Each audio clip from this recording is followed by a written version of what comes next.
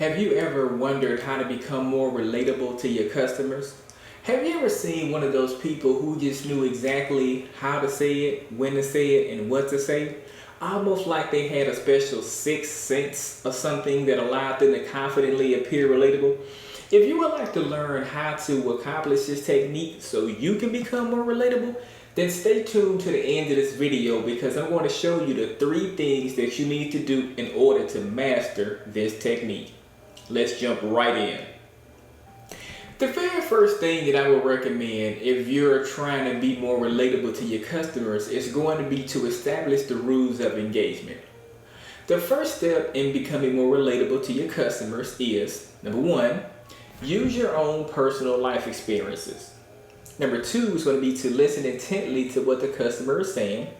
Number 3, relay the customer statement back to them to allow them to show that you're listening. Now, let me explain what I mean by this. Now, let's start with number 1. Use your own personal life experiences. The reason you would do this is because this makes you seem very, very relatable. Let me give you an example. Let's just say you're employed at a used car lot and a gentleman comes in and he's saying he's from, let's say, Tennessee. Now, you remember back when you was a kid that your uncle took you to a kickball game in Tennessee, okay? Now, what you could do is, when a customer says, oh yeah, hey, I'm from Tennessee, you can reply back to that statement saying something to the extent of, oh wow, I love Tennessee. I remember going there to a kickball game, back in the day. My uncle, he took me there. It was like very, very beautiful. Is it still, does it still look the same now? Then the person would say, yes or no. And then that's how you can casually segue into a conversation. So that's how you can use your life experiences to, like I said, to make yourself seem more relatable to the customer. Now, another thing why you want to use your life experience is because that's going to make you seem more empathetic. Now, when it comes to having really good customer service skills, empathy is one key player to solidify any great customer service transaction. So you have to have empathy. Now, if you are using your personal life experiences and the customer can relate to what you're saying and everything is like basically kind of mashing together perfectly, you're going to create like a harmonious type of relationship with this particular customer, and then this particular customer here is going to start trusting you. Him or her is going to be like, you know what? This guy, he looks pretty cool here, he said he's been to Tennessee. I'm from Tennessee. He said he loves Tennessee. We both like cars. We both like motorcycles. As we were sitting here talking, I started learning a whole lot about the guy. So I'm starting to really trust this salesperson right here. Yeah, let me go ahead and buy the car from you.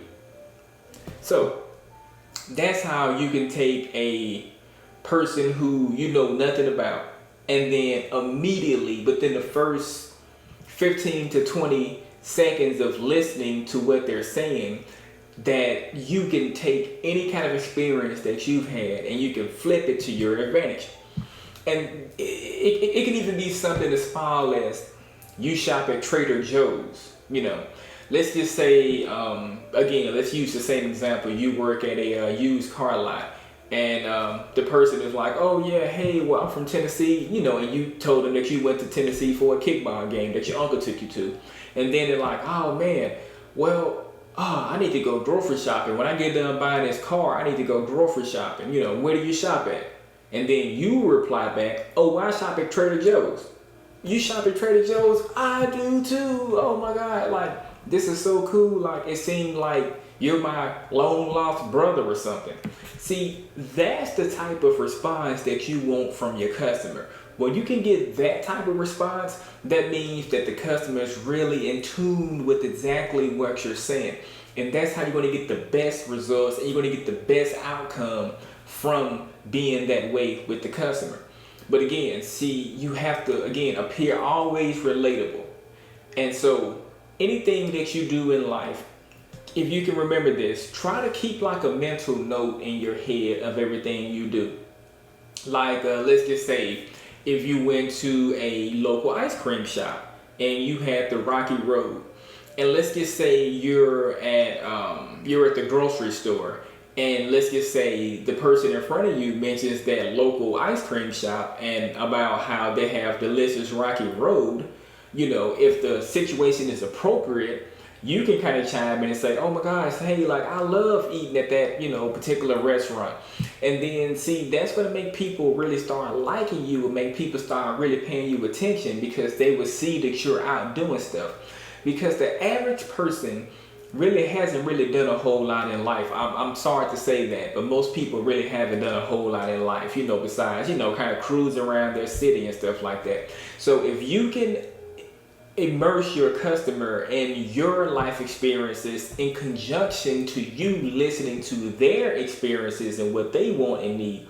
So if both of y'all can basically kind of meet right here in the center here, that's going to be a beautiful transaction. And then that customer, because you appeared relatable to him using your personal life experiences, he would then recommend his friends to come down to you, because we all hang around people who have resemblances to us.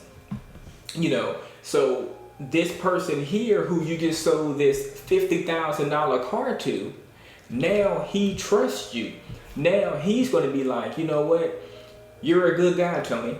I really like your attitude and I like your relatability. Now, I'm going to send every person that I know who wants to buy a Chevy Camaro down here to the lot to come and see you.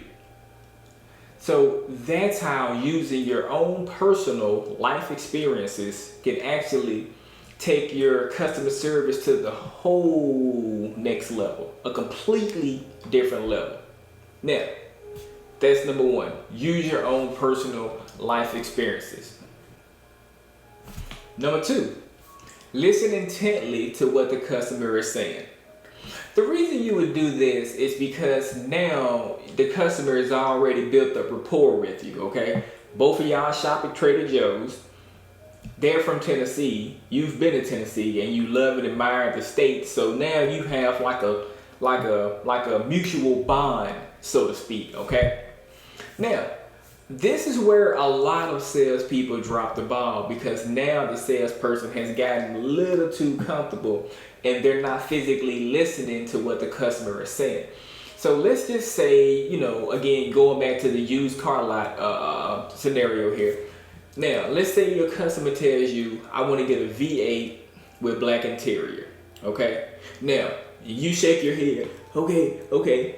And now, you and the customer are walking around the lot and everything, and then, y'all are talking and y'all are getting, more acquainted. Y'all are basically using and talking more like life experiences, and y'all got a whole lot in common. Then you just walked around the lot and you showed him or her this white Chevy Corvette right here, okay? It's white Corvette, brand new, 2023 Chevy Corvette. Now, the person asked for a certain thing. They asked for, a certain particular color. They asked for a certain particular interior. Now, let's just say the person asked for a black car with, let's say, white interior. You done showed them a black car with red interior because you really wasn't listening intently to what the customer was saying based upon the previous example of using life experiences, to build that commonality. But see, you can't get too hung up on the life experiences thing and actually not listen intently to what the customer is saying. Because this is actually very, very critical right here. Because even if you have built up a good rapport and the person likes what you're saying, they like your vibe and they like your swag, and both of y'all have like the same kind of personal life experiences.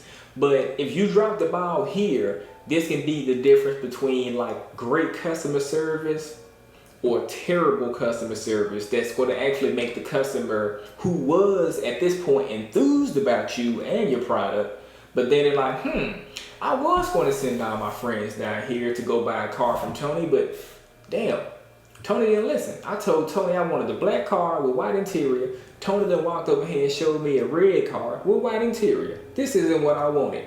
So I'm not going to go up here and send my, buddies down here who are very, very, very particular.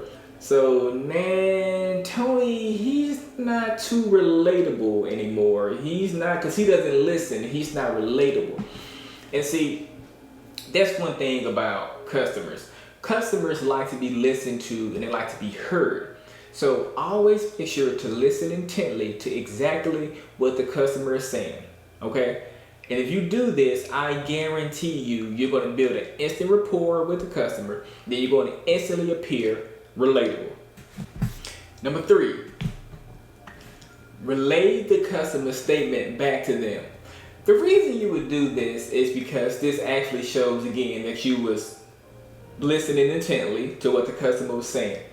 And this also slips you into an almost instant rapport with the customer, because the customer is like, damn, this person like really has been listening intently.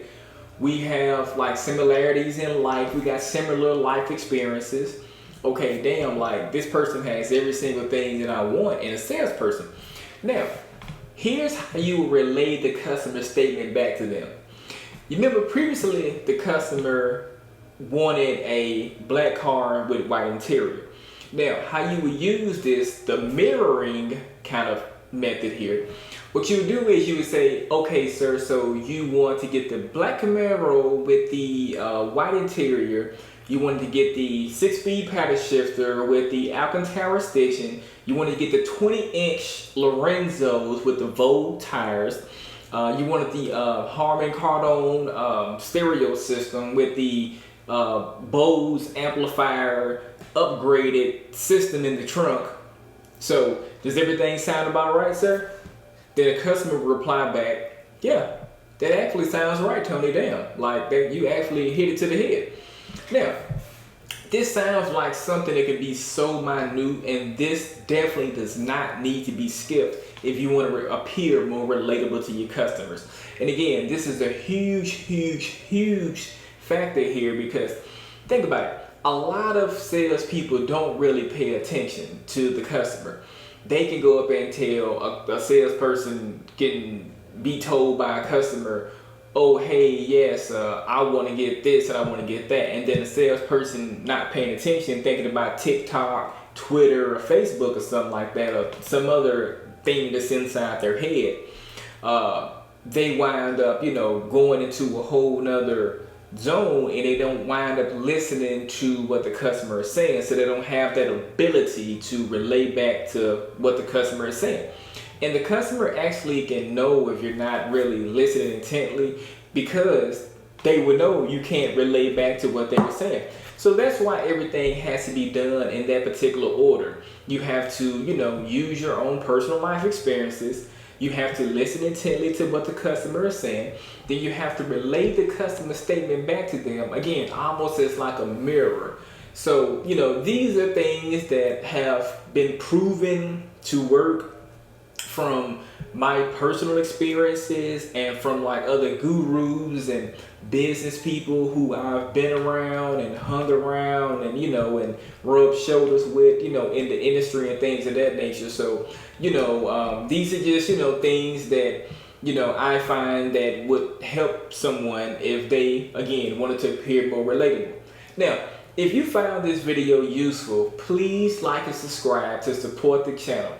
Now, at TonyReed.tv, we're dedicated to helping new business owners delight customers, increase brand recognition, and optimize customer workflows. I really enjoyed my time here with you today. I'm looking forward to seeing you again in the next video. I'll catch you later.